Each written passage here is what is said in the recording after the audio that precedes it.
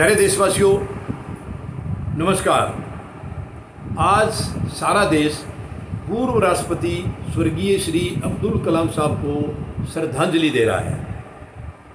उनको सब अपना आदर्श मानते हैं। बहुत सारे लोग, खास करके युवा उनको अपना आदर्श मानते हैं। और बच्चों में मैं आपको अगर बिल्कुल सच्चाई बताऊं तो पंडित जवाहरलाल नेहरू के बाद अगर कोई भी शख्सियत बच्चों में पॉपुलर हुई है, मशहूर हुई है, तो वो हैं पूर्व राष्ट्रपति अब्दुल कलाम साहब। उनके चरित्र से बच्चों को बहुत कुछ सीखने को मिलता है। वो इतने सिंपल थे, इतने साधारण थे कि जब भी कहीं उनका थोड़ा बहुत समय होता था वो बच्चों के बीच में जाकर के व्यतीत करना पसंद करते थे। अब मैं यहाँ पर इस मौके पर एक हमारे जो भारत की राजनीतिक व्यवस्था है उससे एक उम्मीद लगा रहा हूँ। अब निवेदन करूं, अपील करूं, मुझे नहीं समझ में आ रहा क्या करूं। ये तो हमारा अधिकार है उनको कहने का। इससे कोई अपील की या रिक्वेस्ट की कोई बात नहीं आती है, क्योंकि हम देश के मालिक हैं और राजनीतिक व्यवस्था वो देश की नौकर है।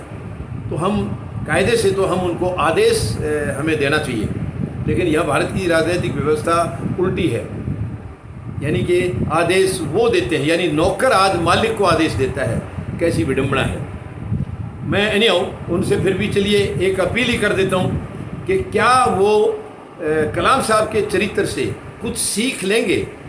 क्या अपने व्यक्तिगत हितों को पीछे करके राष्ट्र हित को प्रथम मानेंगे, जो कि आज तक 75 साल में किसी राजनीतिक व्यवस्था ने देश को अपना माना ही नहीं है। देश को प्रथम तो सवाल ही पैदा नहीं होता।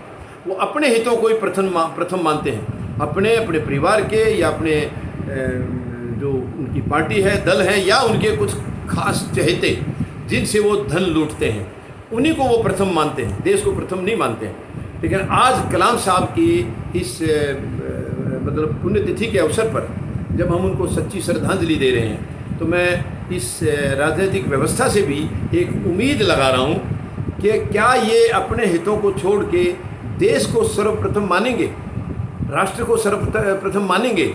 अगर ऐसा हो जाएगा तो मैं समझूंगा कलाम साहब का ये श्रद्धांजलि जो दिवस आज है, श्रद्धांजलि दी जा रही है, शायद इससे एक बहुत बड़ी चीज़ देश को मिली है। हालांकि उम्मीद नहीं है मुझे, क्योंकि ये राजनीतिक व्यवस्था इतनी गहराइयों में जा चुकी है, इतनी इनकी जड़ें गंभीर हो गई हैं गलत तरीके की, नकारात्मकता की, कि उनको उखाड़ना बहुत संघर्ष करना पड़ेगा, तब जाकर के ये उखड़ेंगे। ये बड़ी विडंबना है। मतलब देखिए, आज 75 साल में आज हम इसको आज़ादी का अमृत महोत्सव भी कह के मना रहे हैं। क्या है अमृत महोत्सव? क्या इसी को अमृत महोत्सव कहते हैं कि राजनीति के हमारे एक से एक घटियापन पर आए, भ्रष्टाचार में लीन रहे और हम अमृत महोत्सव मना रहे हैं? अमृत महोत्सव तो तब होगा जब हमारी ये नौकर जो है राजनीतिक, ये देश को अपना माने, देशवासियों को अपना माने, देश से प्यार करें और देश के लिए जिएं। लेकिन ऐसा इस राजनीति में वर्तमान में होने की कोई बिल्कुल भी संभावना नहीं है। हाँ, मैं आपसे एक निवेदन करता हूँ, अपील करता हूँ 140 करोड़ लोगों से, आप फौजी जनता पार्टी का हिस्सा बने तो ये सपना पूरा हो सकता है। कलाम साहब को आदर्श मानते हुए मैं आपको वचन देता हूँ, फौजी जनता पार्टी की तरफ से आपको आश्वस्त करता हूँ, आपको कभी पीछे मुड़कर नहीं देखना होगा, कभी आपको निराश नहीं होना होगा। आपको सच में अगर देश सर्वप्रथम समझना है और उसको महसूस करना है तो आप फौजी जनता पार्टी का हिस्सा बने। यहाँ देश सर्वप्रथम है, बाकी हमारे और परिवारों के हित जो है वो दूसरे नंबर पर है। देश सर्वप्रथम है। अगर आप इसका हिस्सा बनना चाहें तो मैं बहुत बड़ा आभारी रहूँगा, आपका कृतज्ञ रहूँगा, क्योंकि अब देश को बचाने का यही एक तरीका है कि सैनिकों द्वारा जो लीड की जा रही है पार्टी, पूरे देशवासियों के साथ मिलकर जो पार्टी बनाई गई थी, फौजी प्लस देश की जनता, फौजी जनता पार्टी, इसका आप हिस्सा बने।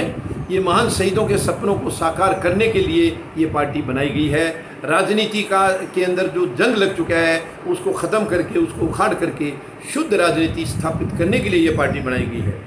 यहाँ पर जो पार्टी फौजी जनता पार्टी के नाम से जो बनी है, ये जो व्यवस्था होगी वो ईमानदार होगी, जिम्मेदार होगी, यानी कि रिलायबल भी होगी, रेस्पॉन्सिबल भी होगी, डेडिकेटेड होगी।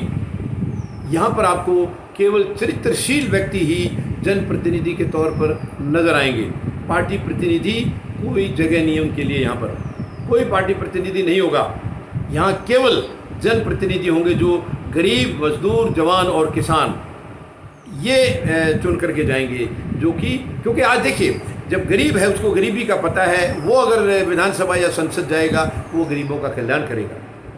मजदूर है वो मजदूरों का कल्याण करेगा। किसान है तभी वो किसान को कुछ दे पाएगा। आज की जो व्यवस्था है वो बहुत अलग किस्म की है। ये आज तो देखिए 75 साल में वही चेहरे आपको हमेशा नजर आएंगे। पहले कोई बाप आ गया, उसका फिर बेटा, बेटी, दामाद, बहू, ये सब यही लाइन लगी रहती है, जैसे कि 140 करोड़ लोगों को कुछ करना आता ही नहीं है। तो एनीहाउ, मैं ज़्यादा देर आपका इसमें ज़्यादा समय नहीं लूँगा। मैं उम्मीद लगाता हूँ, निवेदन के साथ साथ उम्मीद लगाता हूँ कि वर्तमान जो राजनीतिक व्यवस्था है वो अपने पराये के जो हित हैं, परिवार के ये जो खुद के निजी हित हैं, इनसे ऊपर उठ के देश को सर्वप्रथम मानने की एक थोड़ी सी अपनी पहल करें। देश को ही सर्वप्रथम माने, क्योंकि जब देश हमारे लिए सर्वप्रथम है तो हमारा परिवार भी तो उसी के अंदर है। परिवार कहाँ अलग रह जाएगा, हमें परिवार की सोचने की ज़रूरत कहाँ रह जाएगी। उम्मीद है शायद राजनीतिज्ञों में ये बात सुन के कुछ बदलाव आ जाए। धन्यवाद। जय जवान, जय किसान, जय हिंद।